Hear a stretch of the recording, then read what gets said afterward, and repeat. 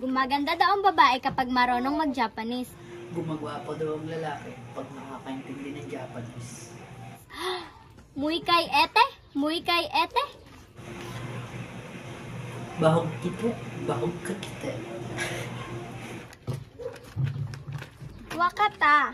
Wakata. Huwag kwarta. Huwag kwarta. Naorudu. Naorudu. Natulog sa. Natulog sa.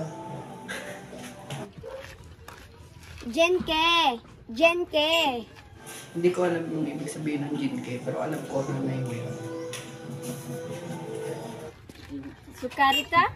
Sukarita. Suka kita. Suka kita. Nandi. Nandi. Hindi. Nalimunyo ka.